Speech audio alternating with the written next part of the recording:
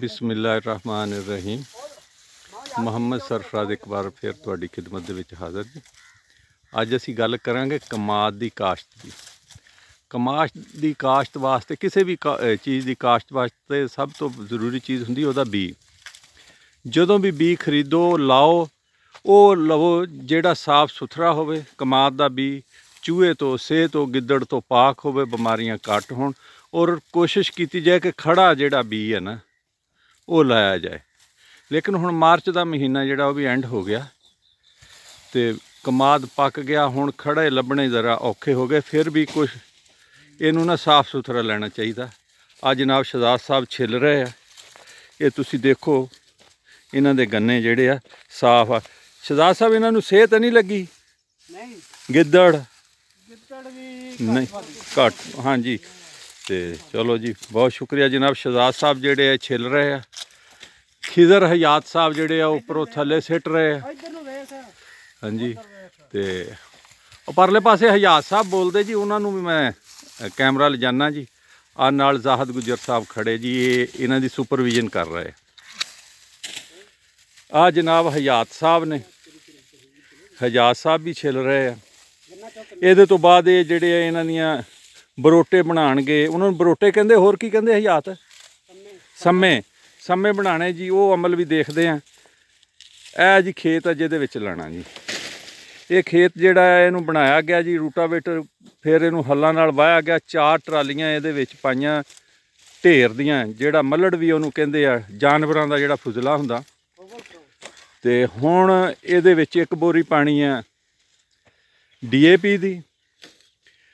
ਜਿਹੜਾ ਬੀ ਹੈ ਉਹਨੂੰ ਟੌਪਸਨ M ਅਤੇ ਨਾਲ ਕੋਈ ਹੋਰ ਸਪੋਰਟਿੰਗ ਚੀਜ਼ ਇਜ਼ਾਬਿਆਨ ਵਗੈਰਾ ਜਿਹੜਾ ਉਹਦੇ 'ਚ ਡਿਪ ਕਰਕੇ ਫਿਰ ਲਾਣਾ। ਫਿਰ ਮਾਲਕ ਦੀ ਗੱਲ ਹੈ ਜੀ। ਲਓ ਜੀ, ਕਮਾਦ ਲਾਉਣ ਦਾ ਦੂਸਰਾ ਮਰਹਲਾ। ਇਹਦੇ ਆ ਸੰਮੇ ਬਣ ਗਏ ਆ। ਉਹ ਸ਼ਹਜ਼ਾਦ ਸਾਹਿਬ ਸੰਮੇ ਬਣਾ ਰਹੇ ਆ। ਜ਼ੁਲਫਕਾਰ ਸਾਹਿਬ ਹੱਥ 'ਤੇ ਦਸਤਾਨੇ ਇਹਨਾਂ ਨੇ ਚਾੜੇ ਆ, ਅਤੇ ਕੜਾਹ ਇਹਦੇ ਵਿੱਚ ਆ ਦੁੱਧ ਪਾਇਆ। ਦੁੱਧ ਦਾ ਕਿ ਨਹੀਂ? ਉਹ ਦਿਖਾਲੀ ਕੀ ਆ ਬਈ, ਉਹ ਲਿਫਾਫਾ ਦਿਖਾਲ। ਫਨਾਇਲ, ਇਹ ਹੈਗੀ ਜੀ ਥਾਇਓਫਨੇਟ ਫਨਾਇਲ। ਪੂਰੇ ਘਰ ਲੱਗ ਗਏ ਯਾਰ। ਇਹ ਪਾ ਲੈਣੀ ਜਨਾਬ ਪਾਣੀ ਦੇ ਵਿੱਚ। ਇਹਦੇ ਵਿੱਚ ਸਿੱਟੋ ਜੀ। ਕਿੱਦਾਂ ਸਿੱਟਦੇ ਆ? ਸਮੇਂ ਸਿੱਟੋ ਵਿੱਚ। ਇਹ ਸਿੱਟੀ ਜਾਣੇ ਜੀ। ਸਿੱਟ ਕੇ ਤੇ ਇਹਨਾਂ ਨੂੰ ਚੰਗੀ ਤਰ੍ਹਾਂ ਡਿਪ ਕਰਨਾ। ਡਿਪ ਕਰਨ ਤੋਂ ਬਾਅਦ ਫਿਰ ਇਹਨਾਂ ਨੂੰ ਆ ਇੱਥੇ ਕਰਤਾ। ਇੱਥੇ ਆ ਤੇਰਾ ਕੀ ਨਾਮ ਬਈ? ਅਲੀ ਰਜ਼ਾ। ਤੂੰ ਬਈ? ਇਹ ਨਈਮ ਤੇ ਅਲੀ ਰਜ਼ਾ ਜਿਹੜੇ ਨਾ ਜੀ, ਇਹ ਇਹਨਾਂ ਨੂੰ ਬਾਅਦ ਦੇ ਵਿੱਚ ਜਿਹੜਾ ਖੇਤ ਦੇ ਵਿੱਚ ਸਿੱਟਦੇ। ਸਿੱਟੋ ਬਈ, ਤੁਹਾਡੀ ਵੀ ਵੀਡੀਓ ਬਣੇ।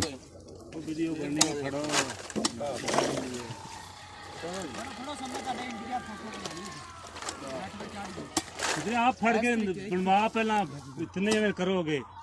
ਪਰ ਇਕੱਠੇ ਕੋਲ ਖਲੋ ਜਾ ਜਰਾ। ਹਾਂਜੀ ਹਾਂਜੀ, ਚਲੋ ਕਰੋ ਸ਼ੁਰੂ। ਬਿਸਮਿल्लाह पढ़ के बिस्मिल्लाहिर्रहमानिर्रहीम। अल्लाह बरकत पाए। लो जी,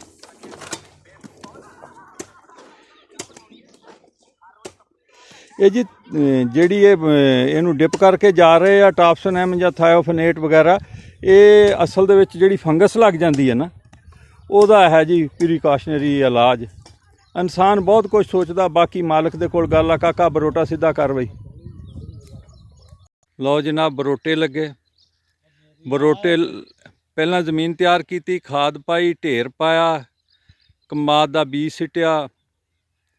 ਹੁਣ ਉਹ 2 ਬੰਦੇ ਜਿਹੜੇ ਦਾਣੇਦਾਰ ਜ਼ਹਿਰ ਜਿਹੜੀ ਉਹਦੀ ਸਪਰੇਅ ਕਰ ਰਹੇ ਆ। ਇਹ ਪਿੱਛੇ ਜਿਹੜੇ ਸਿਆੜਾਂ 'ਤੇ ਮਿੱਟੀ ਪਾ ਰਹੇ ਆ।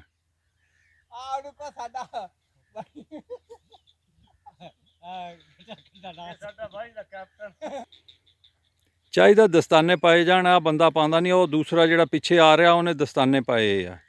ਹਿਫਾਜ਼ਤੀ ਇਕਦਾਮਾਤ ਕਰਨੇ ਚਾਹੀਦੇ ਆ।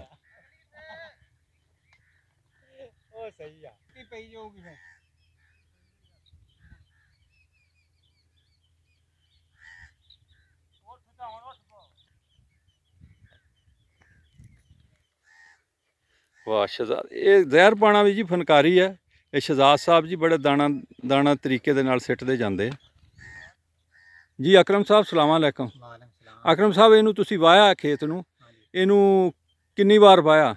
ਇਹਨੂੰ 4 ਸੀਆਂ ਹੱਲਾਂ ਦੀਆਂ ਲਾਈਆਂ। 4 ਸੀਆਂ ਹੱਲਾਂ ਦੀਆਂ, 2 ਰੂਟਾਵੇਟਰ ਦੀਆਂ। 2 ਰੂਟਾਵੇਟਰ ਦੀਆਂ। ਯਾਨੀ 4 ਵਾਰ ਇਹਨੂੰ ਹੱਲਾਂ ਨਾਲ ਵਾਇਆ, 2 ਵਾਰ ਰੂਟਾਵੇਟਰ ਵਾਇਆ ਢੇਰ ਪਾਉਣ ਤੋਂ ਬਾਅਦ। ਢੇਰ ਪਾਉਣ ਤੋਂ ਬਾਅਦ। ਢੇਰ ਪਾਉਣ ਤੋਂ ਪਹਿਲਾਂ ਜਿਹੜਾ ਵਾਇਆ ਉਹ ਵੀ ਰੂਟਾਵੇਟਰ ਤੇ ਹੱਲਾਂ ਨਾਲ। ਹਾਂ, ਉਹ ਕੋਈ ਯਾਦ ਹੈ ਕਿੰਨਾ ਵਾਇਆ?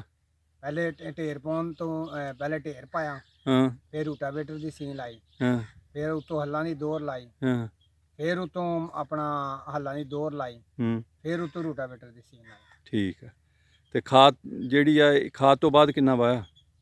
ਖਾਦ ਤੋਂ ਬਾਅਦ ਹੁਣ ਖੇਲਾਂ ਕੱਢ ਦਿੱਤੀਆਂ, ਸਿਰਫ ਕੱਢੀਆਂ। ਖੇਲਾਂ ਕੱਢ ਦਿੱਤੀਆਂ।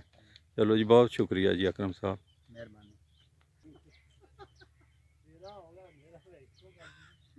ਹੁਣ ਲਾ ਪਿਆ। ਲਓ ਜਨਾਬ, ਇਹ ਕਮਾਦ ਲੱਗ ਗਿਆ। ਕਮਾਦ ਲਾਉਣ ਦੇ ਤਰੀਕੇ ਹੈਗੇ ਕਈ। ਇਹ 2.5 ਫੁੱਟ ਫਾਸਲੇ ਤੇ ਬੱਟ ਆ, ਇੱਕ 4 ਫੁੱਟ ਤੇ ਲਾਉਂਦੇ ਆ, ਇੱਕ ਜਿਹੜੇ ਉਹ ਪਿਟ ਸਿਸਟਮ ਲਾਉਂਦੇ ਆ, ਉਹ ਗੋਲ ਦਾਇਰੇ ਬਣਾ ਲੈਂਦੇ, ਉਹਨਾਂ ਦੇ ਵਿੱਚ 12 14 ਬਰੋਟੇ ਸਿੱਟਦੇ ਆ। ਅੱਛਾ, ਹੁਣ ਬਰੋਟੇ ਵੱਧ ਗਏ ਨੇ ਇਹਦੇ ਵਿੱਚ ਲਿਆਓ ਸਾਰੇ। ਹੁਣ ਕਮਾਦ ਲਾਤਾ ਜੀ। ਕਮਾਦ ਜਿਹੜਾ ਆ ਉਹਨੂੰ ਫਿੰਜੀ ਸਾਈਡ ਲਾ ਕੇ ਲਾਇਆ, ਇਹਦੇ ਉੱਤੇ ਦਾਣੇਦਾਰ ਜ਼ਹਿਰ ਪਾ ਦੇਣੀ ਆ। ਦਾਣੇਦਾਰ ਜ਼ਹਿਰ ਤੋਂ ਬਾਅਦ ਇਹਦੇ ਤੇ ਪੈਰਾਂ ਨਾਲ ਮਿੱਟੀ ਪਾ ਦੇਣੀ ਆ। ਮਿੱਟੀ ਪਾ ਕੇ ਪਾਣੀ ਲਾ ਦੇਣਾ, ਫਿਰ ਉਹਦੇ ਉੱਤੇ ਸਪਰੇਅ ਕਰ ਦੇਣੀ ਆ ਜੜੀ ਬੂਟੀਆਂ ਦੀ ਵੀਡੀਸਾਈਡ। ਉਹ ਸਪਰੇਅ ਤੋਂ ਬਾਅਦ ਫਿਰ ਇਹਦਾ ਜਦੋਂ ਉਗਾਓ ਮੁਕੰਮਲ ਹੋ ਗਿਆ, ਇਹਨੂੰ ਬਾਹਣਾ ਬਾਹ ਕੇ ਫਿਰ ਖਾਦਾਂ ਮੁਕੰਮਲ ਕਰ ਦੇਣੀਆਂ। ਫਿਰ ਹਿਸਾਬ ਕਿਤਾਬ ਲਾ ਕੇ ਕਿ ਕਿਸ ਟਾਈਮ ਕਿਹੜੀ ਬਿਮਾਰੀ ਦਾ ਖਤਰਾ ਹੈ, ਇਹਨੂੰ ਮੁਖਤਲਿਫ ਦਵਾਈਆਂ ਪਾਈਆਂ ਜਾਂਦੀਆਂ। ਗੁਰਦਾਸਪੁਰੀ ਗੜੂਆਂ ਦੀਆਂ ਪਾਈ ਜਾਂਦੀਆਂ, ਹੋਰ ਕਲੋਰੀਪੈਰੀਫਾਸ ਪਾਉਂਦੇ ਆ। ਜਿਹੜੀ ਗੱਲ ਅਸਲ ਹੈ ਉਹ ਇਹ ਆ ਕਿ ਕਮਾਦ ਦੀ ਖਾਦ ਜਿਹੜੀ ਆ ਉਹ 30 ਜੂਨ ਤੱਕ ਮੁਕੰਮਲ ਹੋਣੀ ਚਾਹੀਦੀ ਹੈ, ਤਾਂ ਕਿ ਉਹਦੇ ਤੋਂ ਬਾਅਦ ਜੁਲਾਈ, ਅਗਸਤ, ਸਤੰਬਰ, ਅਕਤੂਬਰ, ਨਵੰਬਰ, ਦਸੰਬਰ ਇਹ ਆਪਣੀ ਬੜੋਤਰੀ ਕਰੇ ਔਰ ਇਹਦੇ ਵਿੱਚ ਸ਼ੱਕਰ ਪੈਦਾ ਹੋ ਸਕੇ। ਬਦਕਿਸਮਤੀ ਇਹ ਲਾਲਚ ਆ ਕੇ ਹੁਣ ਸਾਡਾ ਕਾਸ਼ਤਕਾਰ ਜਿਹੜਾ ਇਹ ਵੀ ਲਾਲਚ ਆ ਗਿਆ। ਇਹਨਾਂ ਨੂੰ ਹਰ ਪਾਣੀ ਦੇ ਨਾਲ ਈਵਨ ਜਨਵਰੀ ਫਰਵਰੀ ਤੱਕ ਯੂਰੀਆ ਪਾਉਂਦੇ, ਉਹਦੇ ਨਾਲ ਕੱਦ ਤੇ ਵੱਧ ਜਾਂਦਾ, ਲੇਕਿਨ ਸ਼ੱਕਰ ਦੀ ਮਿਕਦਾਰ ਘਟ ਜਾਂਦੀ ਹੈ। ਕਮਾਦ ਜਿਹੜਾ ਆ ਸਾਡੀ ਜਿਸ ਤਰ੍ਹਾਂ ਜ਼ਰਾਅਤ ਰੀੜ੍ਹ ਦੀ ਹੱਡੀ ਆ ਮੁਈਸ਼ਤ ਦੀ, ਇਸੇ ਤਰ੍ਹਾਂ ਕਮਾਦ ਜ਼ਰਾਅਤ ਦੀ ਰੀੜ੍ਹ ਦੀ ਹੱਡੀ ਆ। ਅਸੀਂ ਸ਼ੱਕਰ 'ਚ ਖੁਦ ਕਫੀਲ ਹਾਂ, ਲੇਕਿਨ ਬਦਕਿਸਮਤੀ ਇਹ ਹੈ ਕਿ ਮਿੱਲਾਂ ਵਾਲੇ ਕਾਸ਼ਤਕਾਰ ਦਾ ਸਾਥ ਨਹੀਂ ਦੇ ਰਹੇ। ਕਈ ਸਾਲਾਂ ਦੇ ਪੈਸੇ ਉਹਨਾਂ ਦੇ ਮਾਰੇ ਆ, ਟਾਈਮ ਸਿਰ ਮਿੱਲਾਂ ਨਹੀਂ ਖੋਲ੍ਹਦੇ, ਨਹੀਂ ਖਰੀਦਦੇ। ਫਿਰ ਕਾਸ਼ਤਕਾਰ ਵਿਚਾਰਾ ਇੱਕ ਐਸਾ ਮਜ਼ਲੂਮ ਤਬਕਾ, ਇਹ ਕੁਛ ਨਹੀਂ ਕਰ ਸਕਦਾ।